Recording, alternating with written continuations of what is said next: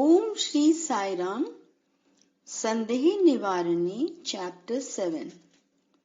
Greetings, Swami. Oh, you have come, is it? You didn't come for Dasera? The number of bhaktas then would be large, I thought, and so I was afraid I will not be able to speak to you to my heart's content.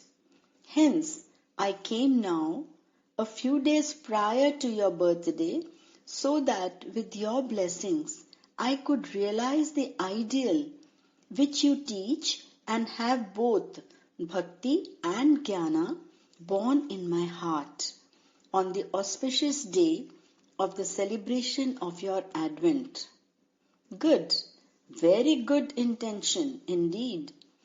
But do you mean to say that bhakti and jnana will not be born in you on days other than my birthday? Is that your idea? No, that is not so. You come to this world on an auspicious day at a holy moment with an auspicious form, isn't it? My idea is that at least on such a day, I could establish in my heart your holy words and make it pure. The day is holy and the moment auspicious. Fine. What is the Sandeha, the doubt you have today? I have come today determined to hear and put into practice your holy words, Swami. As the saying goes, even if you go to Kashi, you have Saishwara by your side. So, I did not bring the demon of doubt with me today when I came, nor did that demon accompany me. It is all due to your grace. Very good. Understand that when these doubts do not come of themselves, nor are entertained by you, then indeed the mind is pure. When these two happen, it can be called one-pointedness. When you have none, why should I remind you of doubts? Then tell me, what shall I speak to you about? Swami, tell me how we should generally conduct ourselves. What are the qualities we should possess? Which type of subjects should we try to understand? To receive the divine grace and attain your holy presence, what acts should we perform? Please tell me the more important of these, the essential things, the chosen jewels. Oh, it seems Parvati asked Ishvara once, it is difficult to attain in memory the Sahasranama, the 1,000 names of God. It takes a long time to learn them and repeat them. So please tell me one single name which is the essence of all the 1,000. Similarly, you too perhaps find it difficult to grasp all that I write and explain. And so you are also asking me to tell you about the most important, is it? But you see, names have their essence. The subjects you ask about are different. Though their objective and final result are one, the practices, the paths of activity cannot be one. They cannot all be summarized in one word. Still, I am giving you now some selected jewels, maxims of conduct that are very important. Collect and treasure them well. Experience them well. Put them into practice and derive joy therefrom. Wear these jewels and beautify yourself. Exactly what I wanted. How lucky I am. Then listen carefully, I shall tell you. 1. Prema, love, should be considered as the very breath of life. 2. The love that is manifest in all things equally believe that the same prema is Paramatma. 3. The one Paramatma is in everyone in the form of prema. 4. More than all other forms of prema, man's first effort should be to fix his love on the Lord. 5. Such love directed towards God is bhakti. That is the fundamental test, the acquisition of bhakti. 6. Those who seek the bliss of the Atma should not run after the joys of sense objects. 7. Satya, truth, must be treated as life-giving, as breathing itself. 8.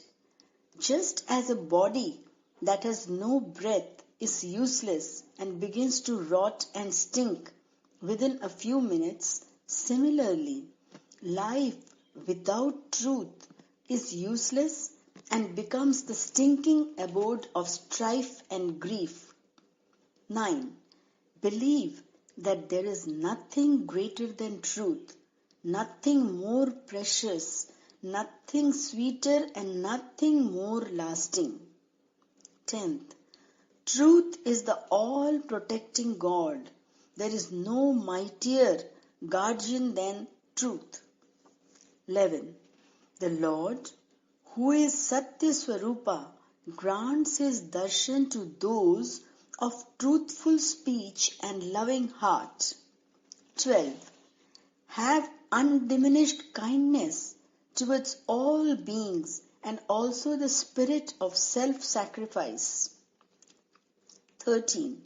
You must also possess control of the senses, an unruffled character and non-attachment. 14. Be always on the alert against the 4 sins which the tongue is prone to commit. First, speaking falsehood. Second, speaking ill of others. Third, backbiting. And fourth, talking too much. It is better to attempt to control these tendencies. 15. Try to prevent the 5 sins that the body commits: killing, adultery, theft, drinking intoxicants, and the eating of flesh. It is a great help for the highest life if these also are kept as far away as possible. One must be always vigilant, without a moment's carelessness, against the 8 sins that the mind perpetrates: kamam or craving, krodham or anger, lobham or greed, moham or attachment, impatience, hatred, egoism, pride. Man's primary duty is to keep all these things at a safe distance from himself. 17. Man's mind speeds fast, pursuing wrong actions, without letting it hurry. Like that, remember the name of the Lord at that time or attempt to do some good deed or other. Those who do thus will certainly become fit for the Lord's grace. 18. First, give up the evil tendency to feel envious at the prosperity of others and the desire to harm them. Be happy that others are happy. Sympathize with those who are in adversity and wish for their prosperity. That is the means of cultivating love for God.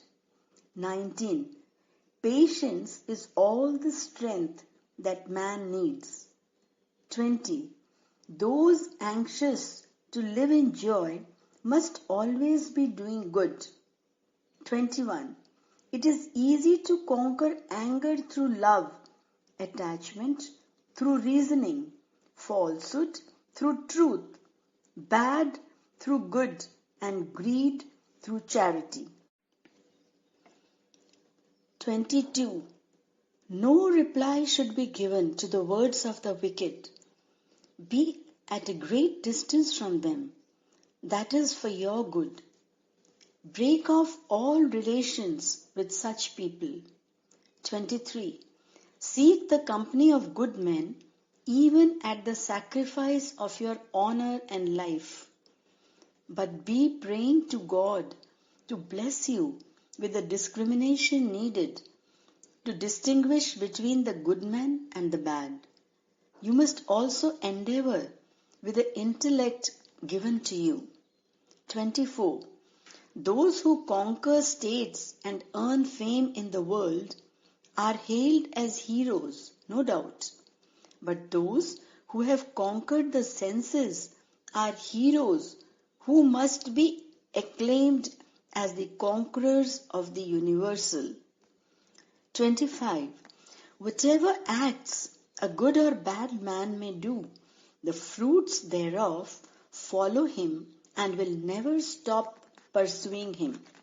26. Greed yields only sorrow.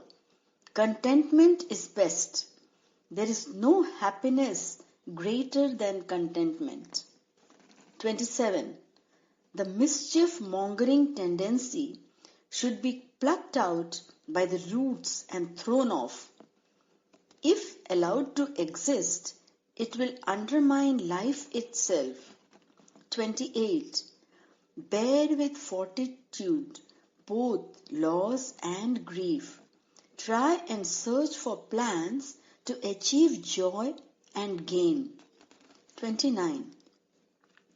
When you are invaded by anger, practice silence or remember the name of the Lord. Do not remind yourself of things which will inflame the anger more. That will do incalculable harm. 30. From this moment, avoid all bad habits. Do not delay or postpone. They do not contribute the slightest joy. 31. Try as far as possible within your means to satisfy the needs of the poor who are really Daridra Narayana. Share with them whatever food you have and make them happy at least that moment. 32. Whatever you feel should not be done to you by others. Avoid doing such things to others. 33. For faults and sins committed in ignorance, repent sincerely. Try not to repeat the faults and sins again. Pray to God to bless you with the strength and the courage needed to stick to the right path. 34. Do not allow anything to come near you which will destroy your eagerness and enthusiasm for God. Want of eagerness will cause the decay of the strength of man. 35. Yield not to cowardice. Do not give up ananda. 36. Do not get swelled up when people praise you. Do not feel dejected when people blame you. 37. If among your friends anyone hates another and starts a quarrel, do not attempt to inflame them more and make them hate each other more. Try, on the other hand, with love and sympathy, to restore their former friendship. 38. Instead of searching for others' faults, search for your own faults yourself. Uproot them, throw them off. It is enough if you search and discover one fault of yours. That is better than discovering tens of hundreds of faults in others. 39. Even if you cannot or will not do any punya or good deed, do not conceive or carry out any papa or bad deed. 40. Whatever people may say about the faults that you know are not in you, do not feel for it.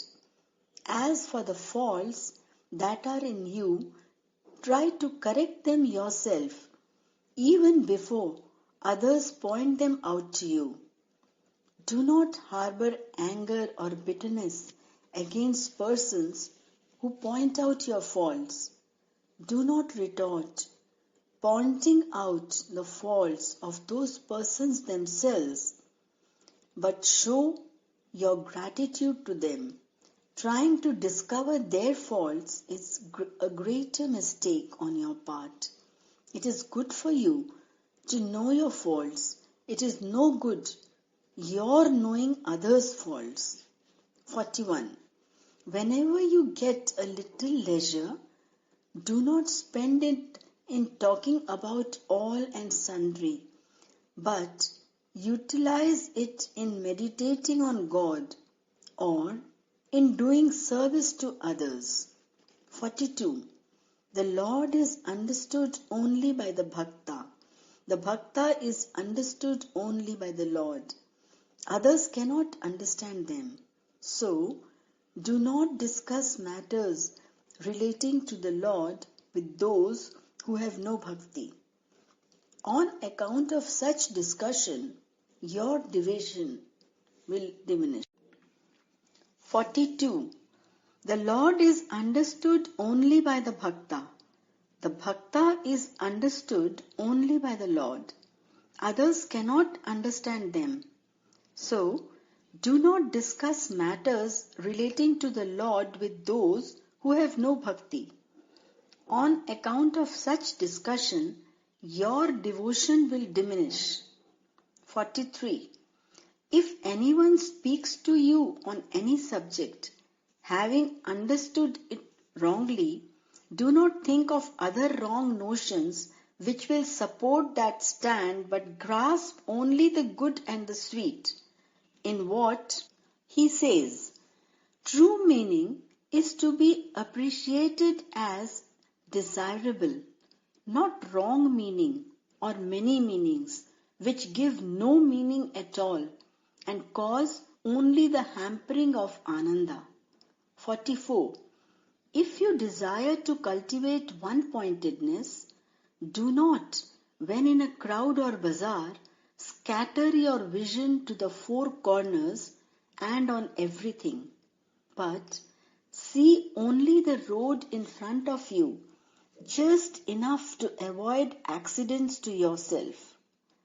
One-pointedness will become firmer if one moves about without taking one's attention off the road, avoiding dangers and not casting eyes on others' forms. 45. Give up all doubts regarding the Guru and God. If your worldly desires do not get fulfilled, do not blame it on your devotion. There is no relationship between such desires and devotion to God. These worldly desires have to be given up someday or other. Bhakti feelings have to be acquired someday or other. Be firmly convinced of this. 46. If your dhyanam or japam does not progress properly, or if the desires you have entertained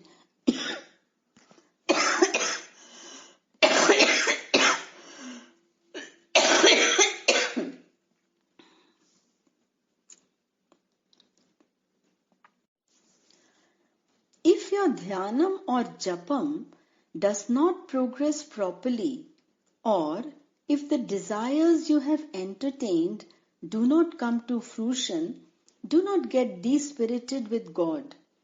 It will dispirit you even more, and you will lose the peace, however small or big, that you might have earned. During dhyanam and japam, you should not be dispirited, desperate, or discouraged.